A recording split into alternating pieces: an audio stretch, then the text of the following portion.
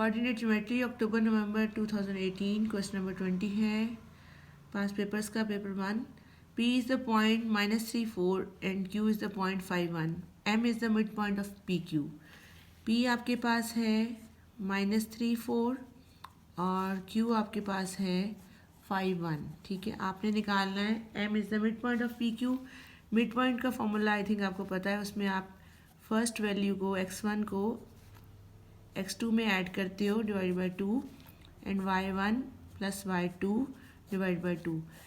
किसी भी दो पॉइंट्स का मिड पॉइंट उसके x कोऑर्डिनेट को दूसरे के x कोऑर्डिनेट में ऐड करके 2 पे डिवाइड करते हैं और y कोऑर्डिनेट को y कोऑर्डिनेट में ऐड करके 2 पे डिवाइड करते हैं। इससे फ़र्क नहीं पड़ता कि आप किसको x1 y1 लेते हो और किसको x2 y2 लेते हो। हर ऑर्डर पेयर में पहला पॉइंट x का होता है, दूसरा y का होता है।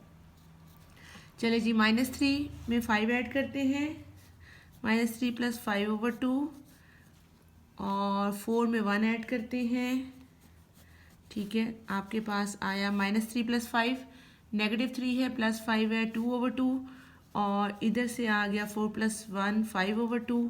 आपको जब आंसर देना है तो आप आंसर देंगे 1 2/2 और दूसरा आंसर आप 2 टाइम्स 4 होल 2 होल 1/2 दे दें या 2.5 दे दें, दोनों सेम है। ये 1 मार्क्स का क्वेश्चन है। ठीक है, उसके बाद आपने निकालना है find the gradient of P Q. Another formula, ये एक फार्मूला उसने आपका चेक किया है कि आपको आइदर मिड पॉइंट निकालना आता है या नहीं आता। मिड पॉइंट में एक्स कोऑर्डिनेट में ऐड होगा, दोनों ऐड होंगे और 2 पे डिवाइड होगा और वाई कोऑर्डिनेट में ऐड होगा, 2 पे डिवाइड होगा। एक्स वाई एक ऑर्डर पेयर होता है, इसी तरह मिड पॉइंट के ऑर्डर पेयर में आपका पहला आंसर है जो एक्स का है, दूसरा आंसर वाई का है। 2 को 2 से डिवाइड करें 1 आता है और 5/2 को आप 2.5 और 2.5 लिख सकते हैं। ठीक है, अब आपने ग्रेडियंट निकालना है। ग्रेडियंट जिसको हम एम भी कहते हैं, ग्रेडियंट के लिए जी भी यूज़ करते हैं।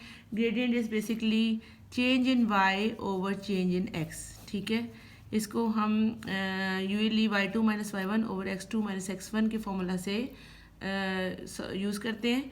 अच्छा, अब हमने यहाँ पे इसको y2 और x2 ले लिया था, तो उस लिहाज से अगर हम चलते हैं 1 - 4 और 5 - -3। ठीक है, इसमें ये ख्याल रखिएगा कि आपने अगर 1 पहले लिया है तो 1 - 4 चेंज इन y। ठीक है, rise over run, change in y is rise और change in x is run. ठीक है, इसको हम यूजली राइज ओवर रन से भी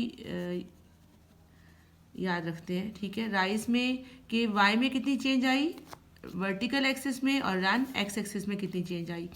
तो अगर आपने इसको लिया है y2 तो इसी को x2 लेंगे। ये नहीं करेंगे कि हम एक में 1 में से 4 अगर हमने माइनस किया तो दूसरी तो हम x का ये वाला कोऑर्डिनेट पहले ले लें। अगर y का ये कोऑर्डिनेट पहले लिया है तो x का भी यही कोऑर्डिनेट पहले लेंगे। और चूंकि चेंज है तो अब आपका x कोऑर्डिनेट नेगेटिव था तो अब आपको उसको -3 लिखेंगे तो वो पॉजिटिव हो जाएगा। यूजली स्टूडेंट्स यहाँ पे मिस्टेक कर देते हैं कि 1 - 4 किया और 5 - 3 कर दिया। इस माइनस साइन को उन्होंने इग्नोर कर दिया। बेसिकली ये 2 माइनस साइन होके पॉजिटिव हो जाएंगे। 1 - 4 ओवर 5 + 3 8। तो ये आपके पास -3 ऊपर से 4 बड़ा था तो -3 ओवर 8 इसका आप आंसर देंगे। ठीक है, ये भी 1 नंबर का था। इसी का थर्ड पार्ट है, इसी क्वेश्चन का थर्ड पार्ट है आपके पास। R is the point -60 and O is the point origin. ठीक है, which of the points RP is closer to O, which of the points R और P is closer to O, show your working. अब closer का मतलब है कि आपने यहाँ पे डिस्टेंस फार्मूला यूज़ कर देना है। ठीक है, क्लोजर में यूजली डिस्टेंस आता है। डिस्टेंस फार्मूला आपके पास क्या होता है, वो एक थर्ड फार्मूला उसने यूज़ कर लिया। R आपके पास है -60, R में x नेगेटिव है, O तो ओरिजिन है 0 0 और थर्ड पॉइंट उसने P यूज़ किया है। P हमने ऊपर से लेना है, P वॉज -3 4। ठीक है, तो एक डिस्टेंस आप निकाल लें OR का और एक डिस्टेंस OP का। अच्छा, RO लें या OR लें और OP लें या PO लें, distance is basically distance between them, तो उससे फ़र्क नहीं पड़ता। अगर हम OR लेते हैं, OR फॉर्मूला, डिस्टेंस फार्मूला क्या होता है, शायद आपको याद होगा कि हम वो लेते हैं D = इसमें भी x2 - x1। यूजली आप x1 - x2 भी ले सकते हैं क्योंकि 2 पॉइंट्स का डिस्टेंस है।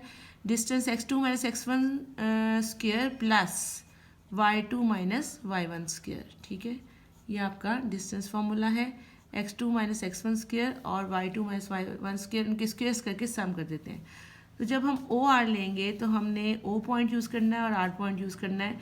यहाँ भी इस चीज़ का ख्याल रखिएगा कि अगर आपने इसको 0 0 पहले लिया है तो आपको ये दोनों में 0 पहले लेना पड़ेगा। अगर आप आर पहले ले रहे हो तो दोनों में आर पहले लेना पड़ेगा। अगर हम आर पहले लेते हैं तो -6 -0 स्क्वेयर और जो है 0 -0 स्क्वेयर, ठीक है। इसमें आप 0 + 6 भी कर सकते थे और 0 -0, 0 + 6 भी करेंगे तो आपके पास +6 आएगा। जब स्क्वेयर हो जाएगा तो उसका नेगेटिव साइन फिनिश हो जाएगा। -6 -0 -6 स्क्वेयर, दूसरा तो 0 है और ऑटोमेटिकली आपके पास, तो दिस इज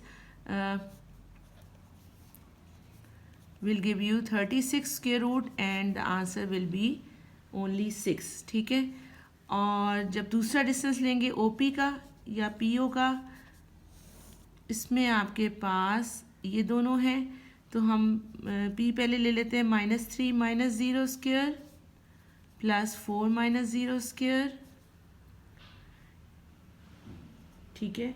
और इसमें आपके पास -3 स्क्वेयर और +4 square, -3 square will give you 9 + 16 square root, 9 + 16 is 25, square root is 5, ठीक है। तो यहाँ पे आपने पॉइंट लिखना है कि कौन सा point, which of the point is closer to O, जो सा डिस्टेंस कम होगा that is closer to O, OP distance is less, so you will write P point. अब ये 2 मार्क्स का क्वेश्चन है तो इसमें आपने जो है दोनों आंसर्स जो निकाले या फॉर्मूलाज दोनों के ऊपर लगाए, उसका आपको 1 मार्क्स मिल जाएगा और एक आपको पॉइंट मिल जाएगा कि पॉइंट P या P लिख दें is closer to O।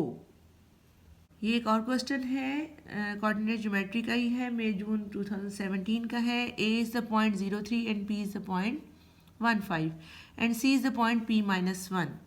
Find the equation of the line AB। अच्छा, अब AB के लिए हमें A पॉइंट चाहिए और B पॉइंट चाहिए। AB equation of the line निकालने के लिए इक्वेशन ऑफ लाइन होती है y - y1 = m × x - x1, ठीक है। m is the gradient slope जिसको आप कहते हैं। y - y1, y और x को हम ऐसे रहने देंगे। एक पॉइंट हमारा y1 x1 हो जाएगा, x1 y1, और एक पॉइंट हम x2 y2 ले लेंगे। चलिए हम A पॉइंट को x1 और y1 ले लेते हैं, ठीक है। अब हमने क्या करना है, हमने सबसे पहले ग्रेडियंट निकालना है।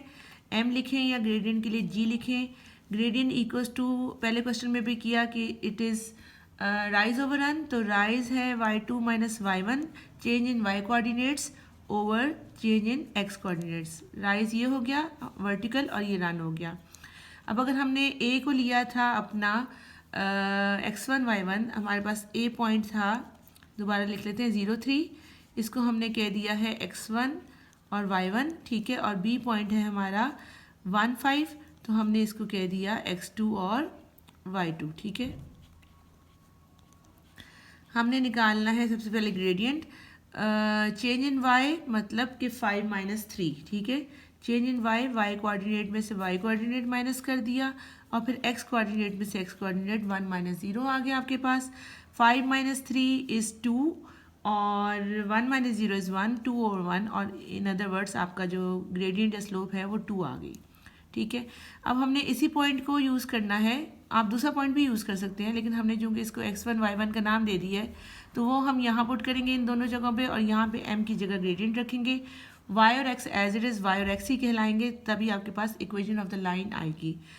अच्छा जी, इसको आप लिख दें इक्वेशन ऑफ लाइन AB, या डायरेक्ट कर लें y - y1। y1 हमने लिया था 3 = m, m आपके पास है 2, bracket x - x1, x - x1 आपके पास यहाँ पे 0 है, इसको पुट कर दें, ठीक है।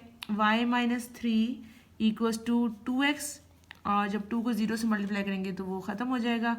अब आपकी ग्रेडियंट ऑफ पुट करने के बाद जो आपके पास इक्वेशन ऑफ लाइन है, यूजली उसको हम y = mx + c भी कहते हैं ना, mx + c।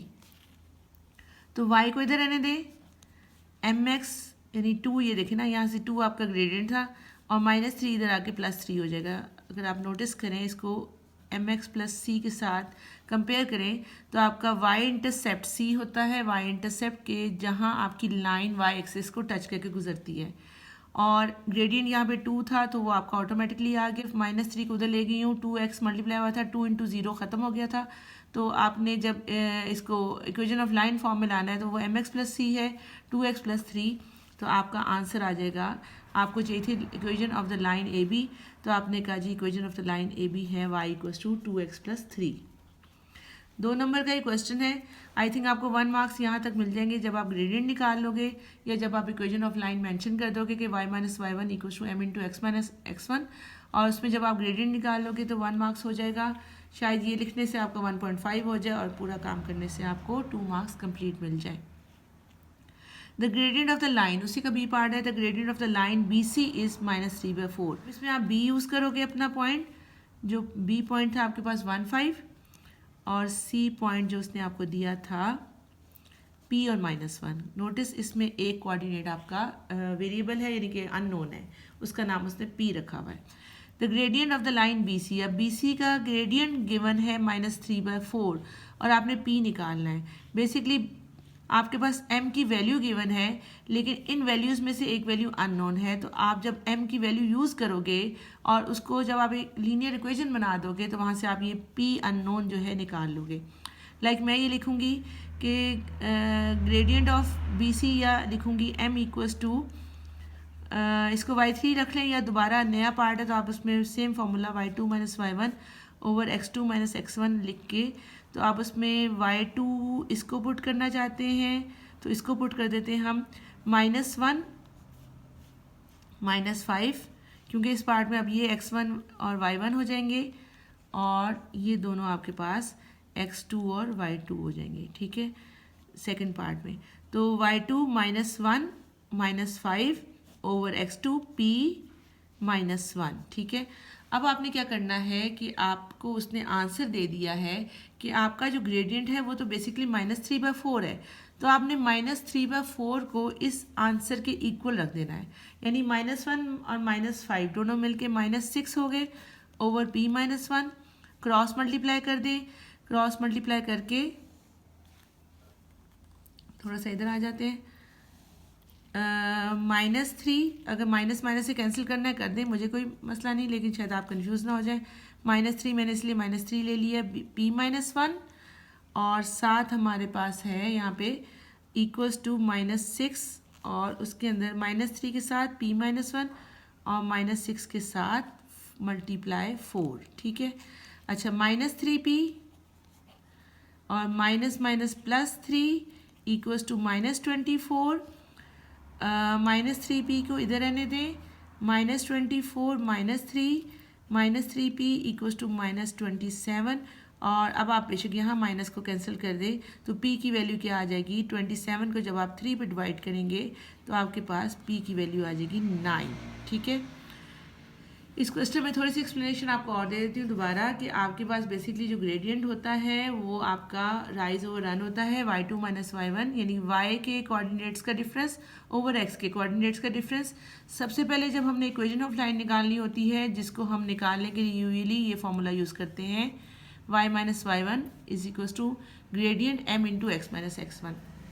उसके लिए सबसे पहले हम ग्रेडियंट फाइंड आउट कर लेते हैं, फिर हम ये इक्वेशन ऑफ लाइन लिख के कोई एक पॉइंट ले लेते हैं और उसमें से x और y, y1 और x1 की जगह पुट कर देते हैं। और इस क्वेश्चन में बी पार्ट में आपके पास ग्रेडियंट BC का उसने निकाल दिया था, लेकिन उसमें एक C के अंदर C पॉइंट में x कोऑर्डिनेट मिसिंग था। उस मिसिंग कोऑर्डिनेट को ढूंढने के लिए आपने ग्रेडियंट -3/4 को यूज़ किया। -3/4 को जो है ग्रेडियंट दोनों का फॉर्मूला लगा के उसके साथ इक्वेट करके इक्वल रख के वहाँ से आपने लीनियर अलजेब्रा यूज़ किया, आपने उनको क्रॉस मल्टीप्लाई किया। आप यहाँ -3 को -3 से कट भी कर सकते थे और डायरेक्टली यहाँ पे आप 3p -3 को = 24 करके 3p = 24 + 3 27, और p की वैल्यू 27/3 से 9 निकाल सकते थे। ठीक है।